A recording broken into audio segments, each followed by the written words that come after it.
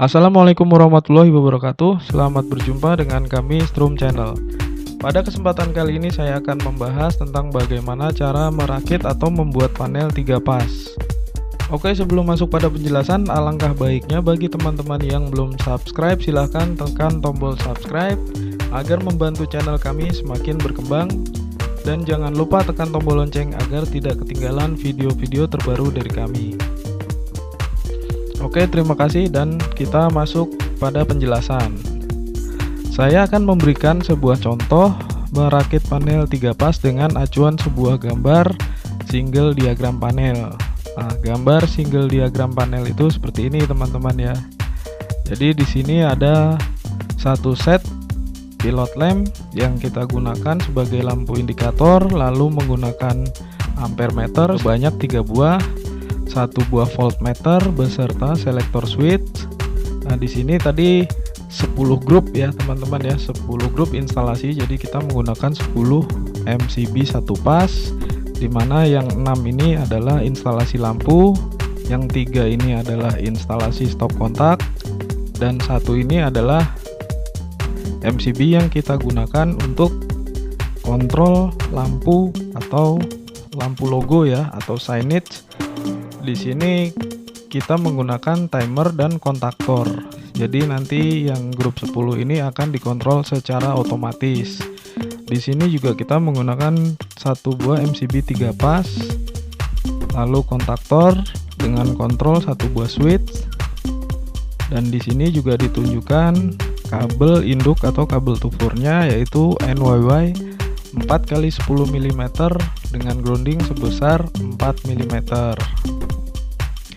Nah, ini ada jenis beban. Di sini jenis beban itu adalah apa saja nanti yang kita gunakan, seperti lampu misalkan spotlight LED, TL LED, lalu emergency, downlight dan sebagainya. Di sini menggunakan berapa jumlahnya, dan di sini nanti akan kita jumlah ya, yang kita bagi pada masing-masing jalur R, S dan T. Nah, tentunya pembagian ini harus dibuat serata mungkin ya, teman-teman ya, seperti ini ya. Di sini walaupun ada perbedaan, tapi perbedaan itu tidak terlalu banyak.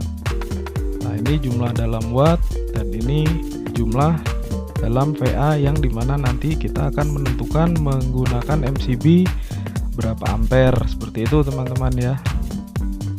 Oke, langsung masuk pada penjelasan bagaimana membuat panel 3 pas tersebut. Setelah kita mengetahui atau memiliki gambar ini, kita siapkan seperti ini MCB sebanyak 10 buah.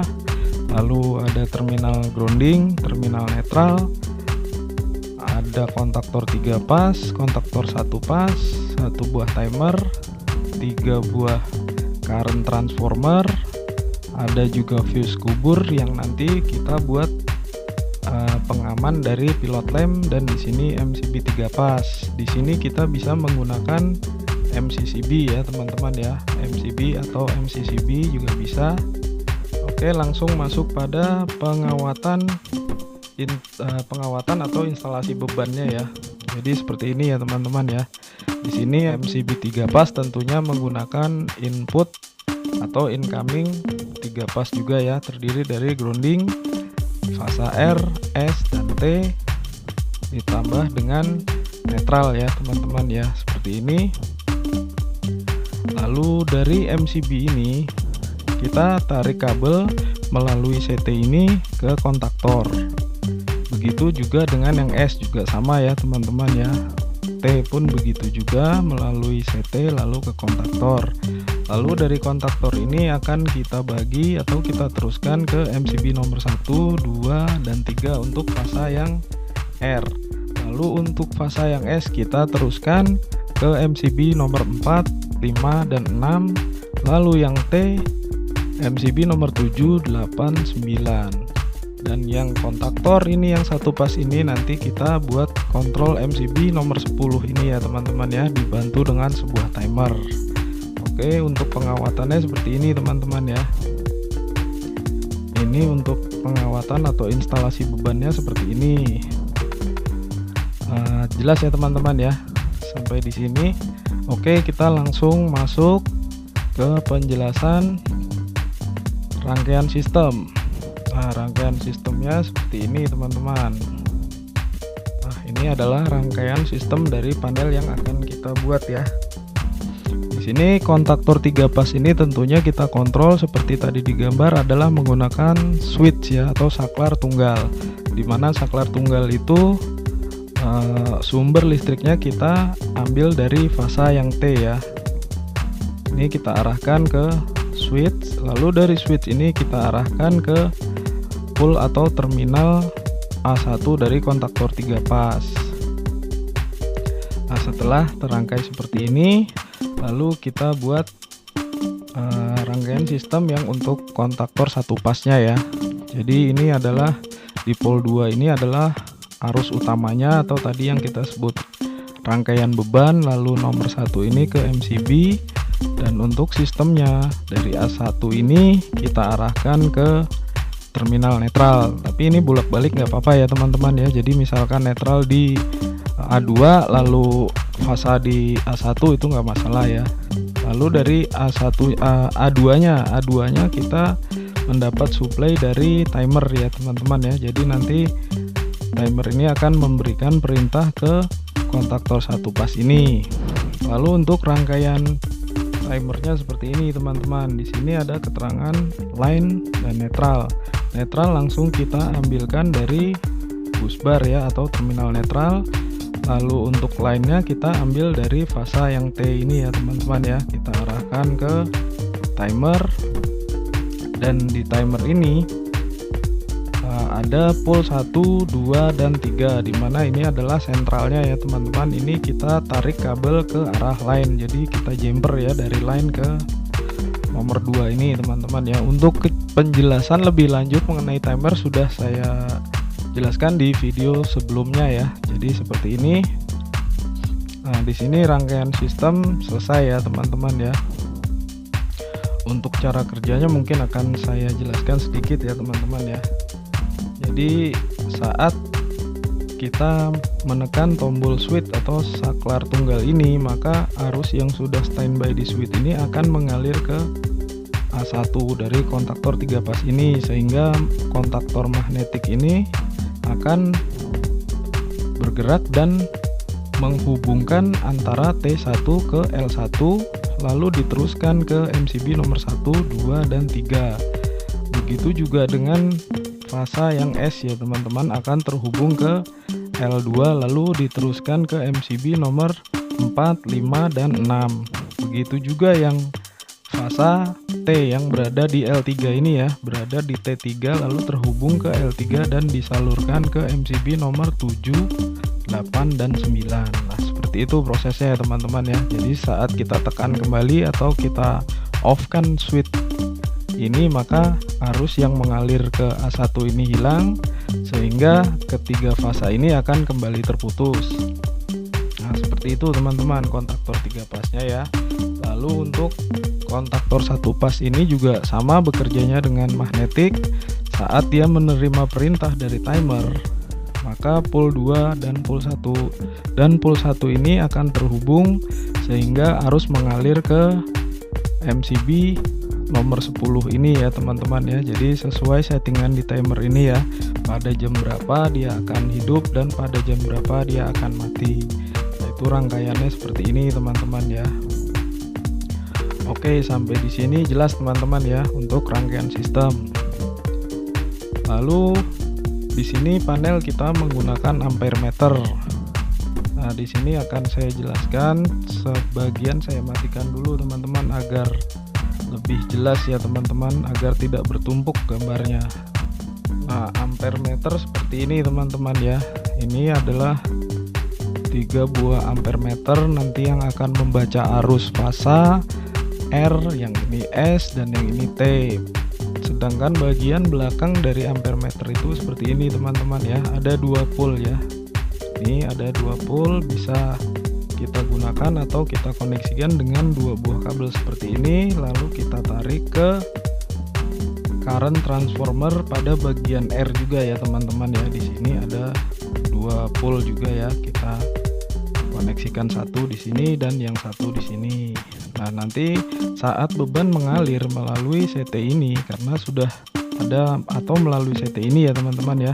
Ini akan dibaca oleh CT lalu dikirimkan ke ampermeter ini, sehingga ampermeter ini jarumnya akan bergerak menunjukkan sesuai dengan arus yang melewati. Misalkan yang melewati 10 ampere, maka jarum ini akan menunjukkan ke angka 10 ini ya teman-teman ya. Begitu juga dengan bagian atau fasa yang S dan T, itu cara kerjanya sama.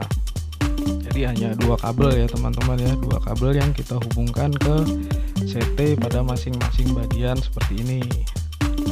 Jelas ya teman-teman ya untuk pemasangan CT-nya ya. Lalu untuk pengawatan atau wiring untuk pilot lamp ya, atau lampu indikator. Nah seperti ini teman-teman ya, lampu indikator pilot lamp atau pilot lamp ini ya. Di sini pilot lamp itu fungsinya sama, cara kerjanya sama ya teman-teman dengan lampu-lampu pada umumnya ya. Jadi dia membutuhkan fasa dan netral. Maka untuk netral kita buat seperti ini, lalu kita tarik ke terminal netral.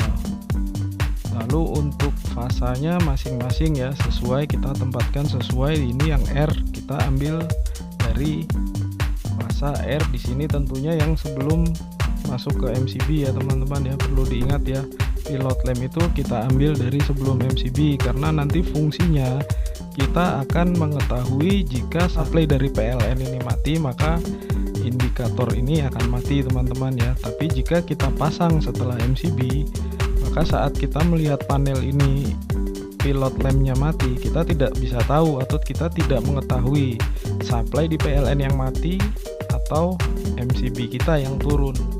Nah, jadi seperti itu teman-teman ya. Jadi indikator ini kita pasang sebelum masuk ke MCB ya teman-teman ya. Dan untuk pengamannya kita menggunakan pengaman tersendiri, yaitu menggunakan fuse kubur ini ya teman-teman ya. Jadi misalkan lampu ini rusak atau korslet, di sini fuse-nya ini akan terputus. Nah ini adalah pengamannya.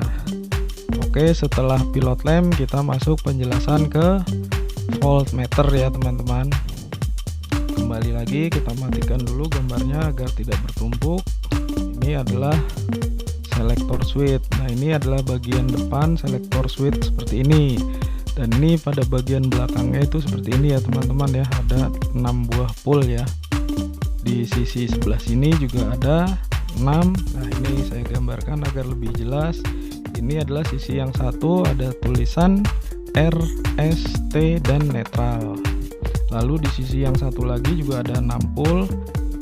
Di sini ada tulisan V1 dan V2. Tapi yang kita gunakan hanya V1 dan V2. Dan di sini yang kita gunakan juga yang ada tulisannya aja teman-teman ya, R, S, T, dan netral. Lalu untuk pengawatan voltmeter itu sendiri, ini kita hubungkan ke voltmeter selector switch seperti ini teman-teman ya, bagian V1 dan V2. Nah gambar dari atau gambar belakang dari voltmeter itu seperti ini ya teman-teman ya. Ada 2 pole juga ya. Jadi di sini kita tempatkan V1, di sini V2. Nah, seperti itu teman-teman. Sedangkan cara kerja dari voltmeter itu sendiri ya. Ini adalah bagian depannya. Di sini ada tulisan 0, di sini RN, SN, TN, di sini ada TR, ST, dan RS. Nah, di sini saat kita memutar tombol ini ke arah RS, maka yang akan dibaca oleh voltmeter itu tegangan antara R terhadap S. Lalu saat voltmeter ini kita putar ke arah ST, maka yang dibaca adalah tegangan S terhadap T. Lalu jika kita putar lagi ke arah TR, maka yang dibaca adalah tegangan T terhadap R. Jadi seperti itu teman-teman ya. Lalu di bagian sebelah kanan ini RN, SN, dan TN. Nah ini pengukuran satu pasnya ya teman-teman ya. Yang ini tadi 3 pas ya. Jadi saat RS, ST, dan TR itu maka nanti jarum akan menunjukkan ke angka 380 sampai 400 volt ya, tergantung tegangan di tempat masing-masing atau di daerah masing-masing, karena tegangan itu berbeda-beda ya teman-teman, cuma berkisar 380 sampai 400. Lalu saat selector switch itu kita arahkan pada Rn ini ya teman-teman ya, maka yang dibaca adalah tegangan antara R terhadap N. Nah, ini akan menunjukkan angka di kisaran angka 200 sampai 220. Lalu jika kita arahkan ke Sn itu juga sama, yang dibaca adalah tegangan S terhadap N, itu juga nilainya berkisar 220 sampai 200 ini ya. Lalu yang terakhir T dan N itu sama teman-teman, ini juga satu pas, itu yang diukur adalah T terhadap N dan tegangannya pun sama ya teman-teman. Jadi seperti itu ya. Dan mengenai tegangan itu sekali lagi saya katakan tergantung di daerah teman-teman sendiri ya, karena tegangan di setiap gardu itu berbeda-beda, tapi kisarannya mungkin sekitar 200 sampai 220, tapi terkadang juga ada yang rendah sampai 190 dan sebagainya. Oke, saya rasa penjelasan kali ini cukup. Semoga penjelasan ini dapat diterima dengan mudah dan dipahami. Tentunya saya berharap penjelasan ini berguna bagi teman-teman semua. Jangan lupa like, share, dan komen agar teman-teman yang lain mendapatkan informasi-informasi dari video-video kami. Dan kami ucapkan banyak terima kasih. Wassalamualaikum warahmatullahi wabarakatuh.